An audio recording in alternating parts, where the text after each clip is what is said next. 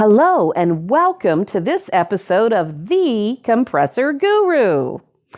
In this episode, and actually the next couple episodes, we're going to feature someone I have known my entire life, mostly because it's my big brother, well, my older brother.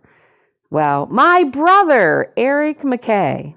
Erick is an electrical engineer, and he is going to be helping the Compressor Guru explain to you 3 different ways to wire a pressure switch on an air compressor. Now, it's not that Bud doesn't know how to do this, but we wanted to bring in the professional to explain it to you and answer your questions. So at this time, I'm going to turn it over to the Compressor Guru. Welcome to this episode of The Compressor Guru. Today, we are honored to have a certifiable expert in electronical engineering, and that's not driving a train, folks. That's like the stuff inside wires that makes your fingers burn. I'm going to introduce him here in a second. I'll let him discuss his qualifications because they're so big I don't even know what the words mean when he talks about stuff. That's why we're going to have him explain how pressure switches work today. We're going to talk about the 3 normal ways to wire them, and he knows more about pressure switches than Keebler knows about elves. So I'd like to welcome and introduce my brother-in-law, Erick McKay. That's how he's retired, and that's how I twisted his arm into coming down here, and thank you. Hello, Guru. You can call me Bud. You have for 40 years. Yeah, 40.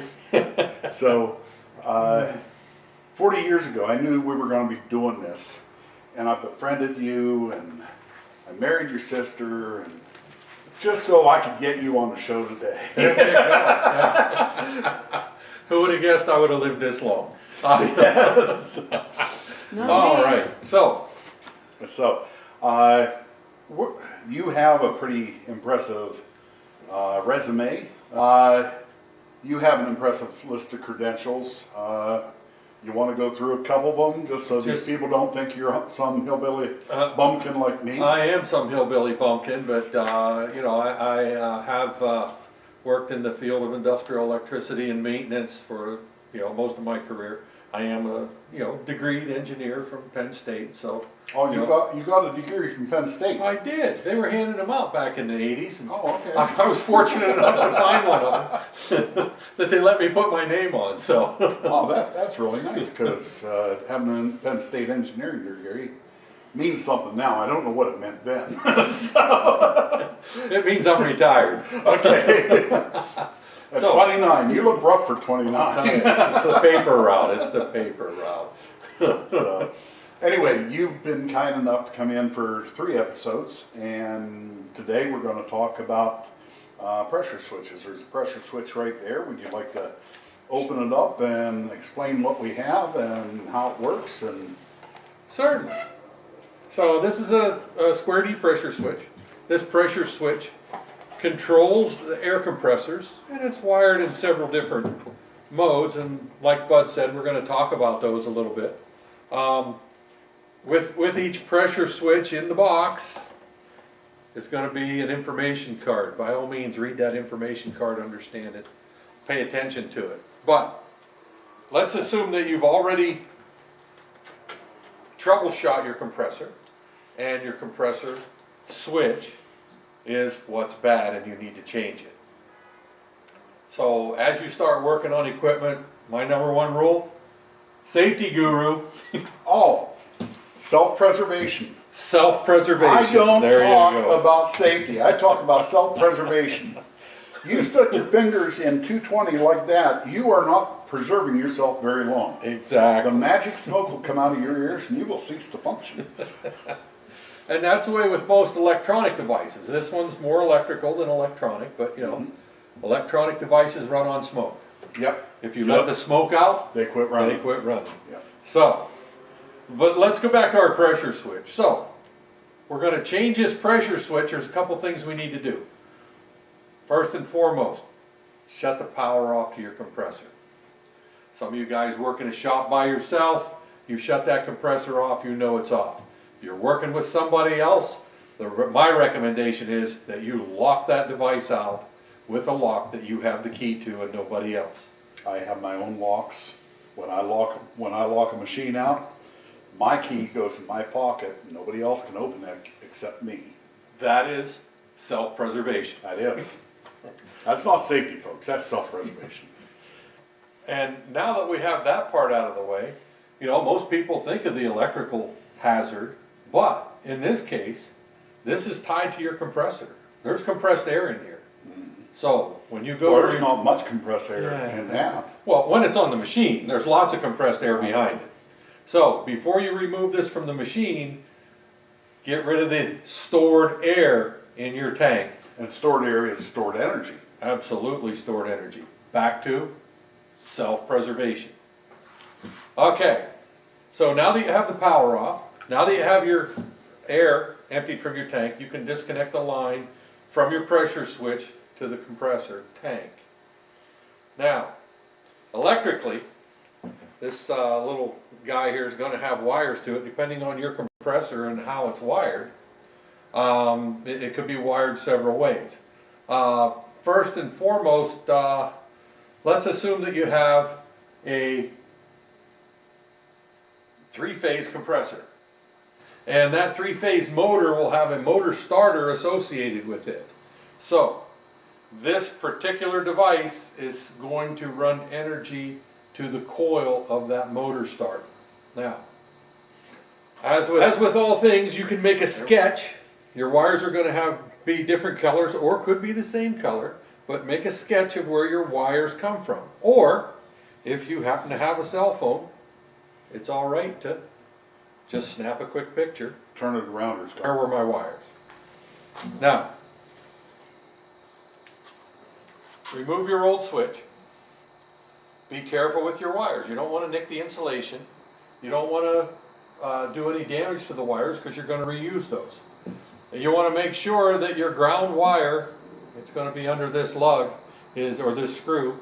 Take that off and put it back on. The ground wire is very important in your system to, again, protect you. Self-preservation. If a fault happens in that machine, the ground wire is going to help trip that breaker and make sure, or blow that fuse, again, depending on how it's fed, and make sure that you stay safe. Now, we'll do a quick sketch so that we have an idea what we're looking at. A lot of sketches are on your card. Some of the information is buried inside the cover for this switch so that you understand what's connected where and how much power this switch will handle.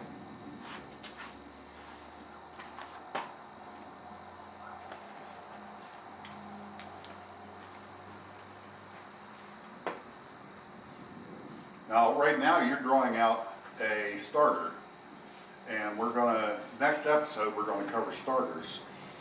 But you need to know where the starter is and where the wires go in order to realize that we are going to have a pressure switch to energize that starter. Is that what we're doing?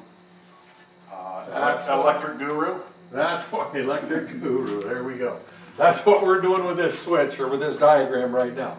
This is a motor starter. And the M is what?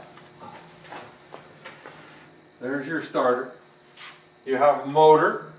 It's tied to the T leads of the starter. You have your line voltage coming in, L1, L2, L3, and this is coming from your circuit breaker or your fuse, but it's some switch up here that opens and closes. And again, we'll talk about that later. But the part we're concerned with right now is the coil. Okay? So this coil needs a hot and a neutral in order to energize. When it energizes, these contacts will close and start your compressor. The pressure switch is what brings the power here. So the pressure switch sitting out here, when you're controlling these, you're picking two We legs. pick power off the legs, yeah. Okay. And whether it's 110 or 220, we pick our power based off one or two of the legs. All right. So, in this three-phase scenario, what we're going to do is we're going to pick the hot. Whoops. We're going to pick the neutral. The neutral from one of the legs. We're going to bring our hot from another leg, and we're going to bring it through the contacts in our pressure switch. Okay, and we're going to show this as a switch that closes or opens with pressure. Okay, so on the pressure switch itself, in this case, we're only going to use two of the screw terminals, and we're actually going to connect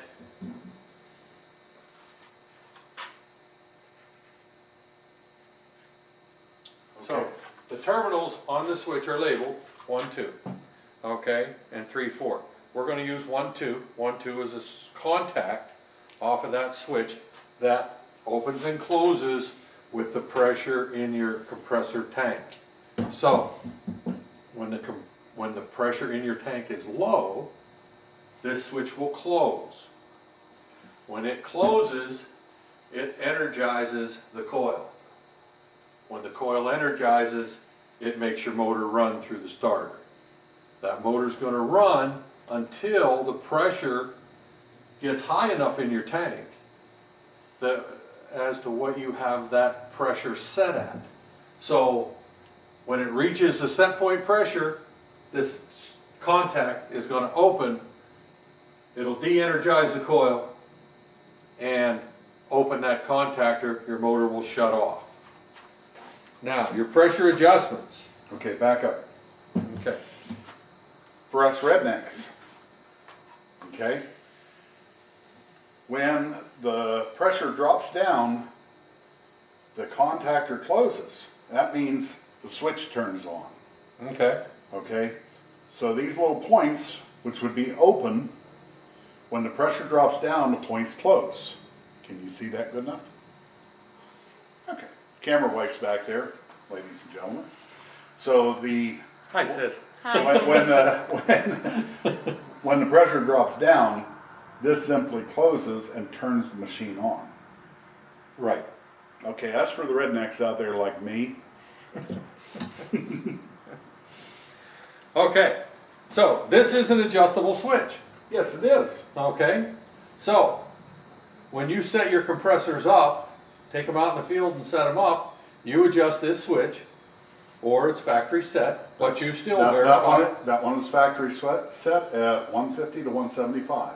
Okay, so at 150, the contacts will close, turning on the compressor.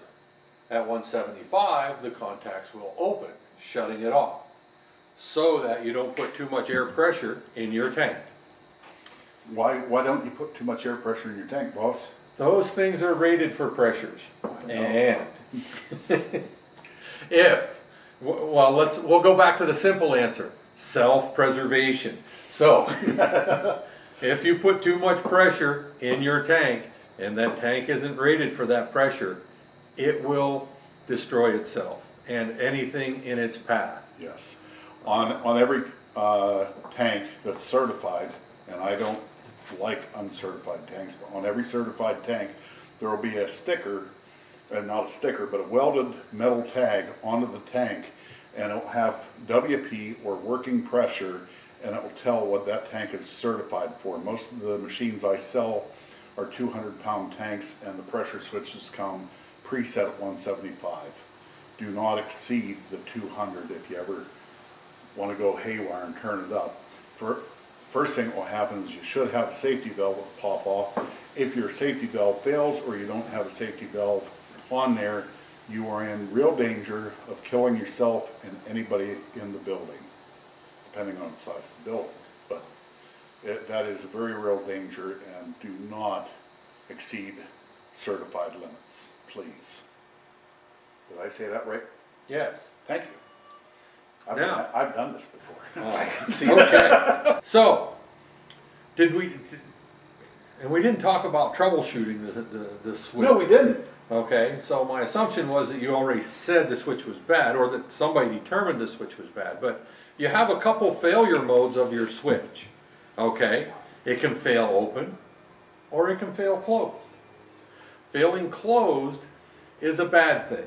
We get back to that working pressure and the pop-off valve on your tank, that if this thing fails in a closed mode, telling the motor to run, and it starts raising that pressure, then it's possible you will exceed your working pressure of your tank. Okay, so the pop-off valve is very important. That information, when you're troubleshooting your failure, what's the working pressure of the gauge, what's the gauge reading at the point in time that the failure is occurring, will tell you what's going on with your switch. Now, if the switch fails open, it's just going to be like shutting the power off. You're going to keep using your air, and your air pressure is going to go down and down and down and down, and somewhere around 70 pounds of pressure, you're going to be going, hey, what's going on with my air compressor? And that's a much safer failure mode. But you can't predict which way the switch is going to fail. Hence, the safety pop-off, the pressure safety pop-off is a very important piece of the system on your compressor. Again, this is for three-phase. This is typically 220 volt, three-phase source that feeds this compressor. All right? Let's talk about something a little smaller. Okay. Okay. So when you get in your smaller compressors, your smaller motors, you're not necessarily going to have a motor starter. You're going to find that there are a lot of safeties built into the motors, thermal links and those types of things that reset on their own. But we still have a pressure switch that we got to tie into this. So we have magnetic starters on the little Sears compressors and Lowe's compressors? No. Okay. They all work through the pressure switch. Okay. They use that as your starter. Okay. Okay. Because they're much lower amps, because their voltages are different, but they use this pressure switch to start and stop the motor because it doesn't need that kind of power to start and stop those motors. Yeah, we're talking anything could be 5 to 50, 100 horsepower in this scenario here. Exactly. So I've got a 3 horsepower, 2 4-gallon tanks on a little contractor compressor that plugs into the wall. It's 220. How would we wire it up? It's 220. It's 220. So Okay. it plugs into the socket where your dryer goes or your welder goes. Okay. So, in that scenario, we're going to, we'll pick a different board. Okay. Can we do that? Yeah. Hey, that look he just gave me was the silent version of Bud, you're being a jerk. Guru. Okay. So, in this scenario, you're going to have 220 volts, single phase, okay, power coming in. Now, so when you look at your hot wires, they're coming in through a switch or a plug, whatever it is, some way to disconnect it. And again, remember, when you work on the compressor, it's self-preservation. Pull the plug from the wall, Turn the breaker off. put it aside, Whatever it takes. turn the breaker off, exactly, whatever it takes. So, in this case, this power is going to come right into our switch. And we're going to go back to the card that came with it and say, okay, what's it look like? So, actually, there's numbers on the, I'll use the numbers on the switch because those are the important numbers, is that Numbers on the switch are 1, 2, 3, and 4 from left to right, the way the camera's looking at. okay. Now, so when you translate those, okay, you're going to have, this is L1, this is L2, this is T1, This is T2, and these two go to your motor. Now, in between these are contacts, and the contacts are in your pressure switch. Again, act on rising or falling pressure, okay? And the numbers, as Bud described them, are 1, 2, 3, 4. So those are your connection points on the terminals on that pressure switch, okay? And it's very simple for me, not necessarily for everybody out there, which is why Bud tells me you have to put it in simple terms. In simple terms. Go back to your diagram, go back to your picture. The wires that came off of your switch, put them right back on this switch in the same order. That's the simplest way to do it. You're going to have that hitting. Yeah, okay. Sorry about that. We have an editor. Those wires go right back on this switch, right where they came off of the old switch. Use your phone to Okay. take a picture. Draw a diagram. Exactly. You just want to get back where you were. Don't make it harder than it is. If you tear it apart and you didn't know what you had before you started, you're going to call Bud. And I'm going to call him because he's the... How many times have I called you? Eric, I'm in the field. I got a couple wires here. I don't understand this electric. It's happened more than once. One time. All right. So this is your 220 volt single phase, diagram with your switch. Okay. We have one more scenario that we wanted to talk about, right? Yes. Okay. It really would be on a bigger machine, like you described it, this three-phase drawing here. What if we added a low oil shutdown that is often part of the compressor? So, a low oil shutdown is nothing more than another switch. Okay? It's closed during normal level of oil. It's open when the oil level gets too low.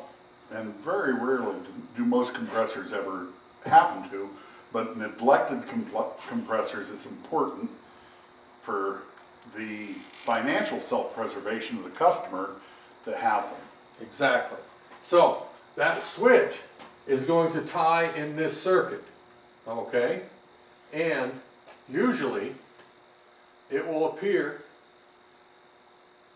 before or after. Well, I think of it as on that side because On usually, that side. usually Okay. the pump's here, the motor's here, and the switch is right here. Okay. So, we're going to say that this is our low oil.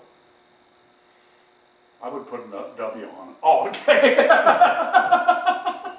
This is our low oil switch. There, lost. Okay. And normally, that switch is closed at level.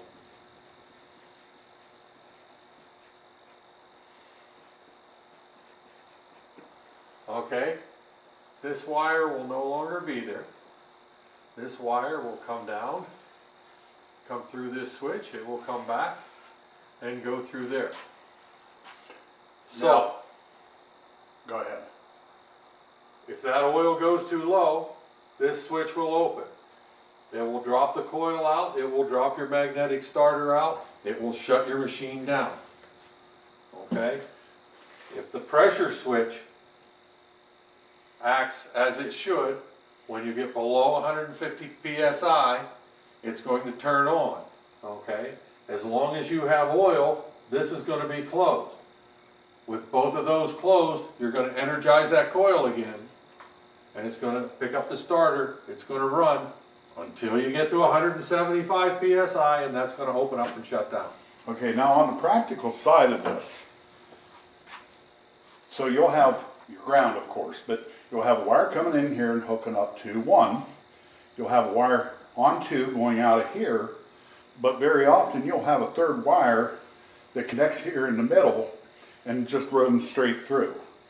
And that's the third wire that goes over to the switch that just runs straight through. There's normally not a separate conduit for that, and it uses this as a junction box. So if you get in one and you see a third wire that literally goes straight through, or is wire bumped together in the middle there, that's often how they're practically wired in the field. So you only use 2 of those little gizzies that you have 4 of? Yes. Ah. No matter which one of these things you do. Why do you have 4? No, No, you can't this use. one here. Oh, okay, that's right. That one used 4. Never mind. And you can't use 2 and 3 and expect it to work. You got to use 1 and 2 or 3 Right, and 4 or 3 and 4. in order to keep the correct wires working with each other. Yeah, see, my degree is in music, not electrical engineering. Again, I back don't- to the picture. Yeah. Why don't we have a theme song for the Guru? Do do do do do. Yeah, here we go. Copyright infringement, here we come. We just got demonetized. Oh, well, it happens. Okay. So now, on the practical side of this switch, we talked about this port being screwed into the air source. On a lot of your switches, you've got an unloader port, and this will run to your discharge side of the pump or to a check valve, and this will be plumbed, and when the compressor shuts down, this will drop down and push on that. It's like a miniature Schrader valve, and it will open and it will relieve the air between the check valve and the compressor, so that when it starts up, it starts with less load. So if you were wondering what that was, that isn't part of the source of the air in the that we're talking about, but that's a tube that will have to be disconnected. So, do I know everything I need to know?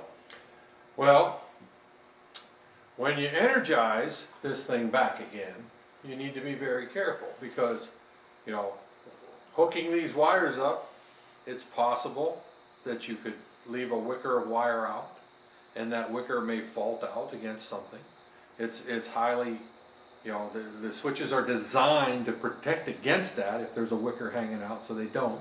But, you know, in any event, when you energize this, make sure that you've now put your cover back on. You've covered up your source. Make sure And that, that keeps the magic smoke in? no, Okay. that keeps stuff from hitting you in the face should it fly, or from arcing, hitting you hard with that flash in the eyes. But once you turn your switch back on, your breaker, okay, if there's a fault, the breaker's going to trip right back out. Okay. If your switch is fused, then the fuse switch is going to blow a fuse and drop part of the energy out. Okay, you need to open that disconnect on your fuse switch to get rid of the rest of the energy. But starting it back up, you want to check for air leaks. You want to check to make sure that you don't have any faults, that your breaker hasn't tripped, and then you can let your compressor operate as it should. Okay. Check your low, check your high. Okay, because again, this is adjustable, factory set, I was going to get there. but adjustable. Okay, so if you have a 3/8 nut driver, and let's say the guys in the plant say, well, that's 175. Everything works better when we have it set around 150. What do? You lower the pressure How do we do that? by turning the nut In, out. out. We In. turn the nut out. Turn the nut out Yeah, to Yeah. lower the pressure. to lower the Yeah. pressure. So we take a 3/8 nut driver and turn the power off. And I've done it with it on. I've been shocked doing it with it on, It happens, and it hurts. So, just for a little while. Wait, that was Bud that did that, not Bud, not the Guru. Guru's never been shocked. Bud's been shocked. So, anyway, you turn this out.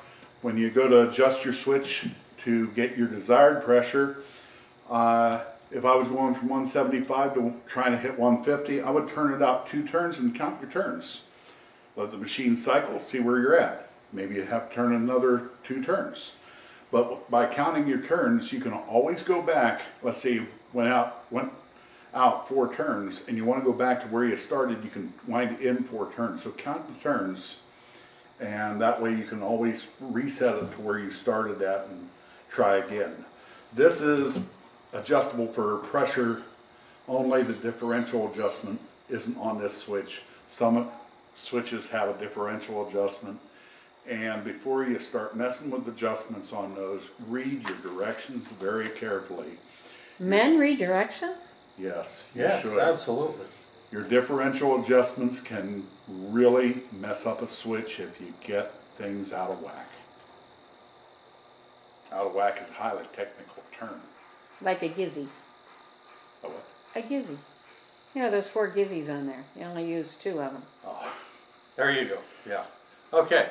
Again, information on the card. yes. Okay. Clockwise to increase your pressure, counterclockwise to decrease your pressure. So the card's very important. Hang on to it. Normally what I do with the card is if I can fold it and squeeze it in right there when I put the switch back together, and I always have the card. There you go. Eric, thank you. Will you come back and talk about magnetic starters? You signed a three episode contract. I know. I'm getting paid very well for this too. You are. Well, I thank you. He offered me a 12-year-old beer. The guru doesn't drink anymore, but I save a beer for somebody that really wants to drink bad. And that refrigerator's been on and off and on and off, and I pity the man who wants that beer. Really? So, okay, this is the Compressor Guru with our guest, Erick McKay. Now, double E, you have any other degrees? Bunch Not of worth mentioning. certificates, but you know. Okay, nothing Yeah. worth mentioning. He's the double E yeah, guy. yeah. Okay, we thank Erick for coming out, and we'll be back with another episode on magnetic starters or definite purpose starters. I don't know, is there another name for them? Contactors. Okay, they're all the same thing, or are they? We'll find out, won't we? Yes, we will. Okay, that's a hook for the next episode. Thank you. God bless. Like and subscribe. Questions, comments, leave them in the area below. Have a great day. Thank you for watching this episode of The Compressor Guru. Please hit like and subscribe and use the notify bell so you will know when the next new episode is released from The Compressor Guru. God bless you and have a great day.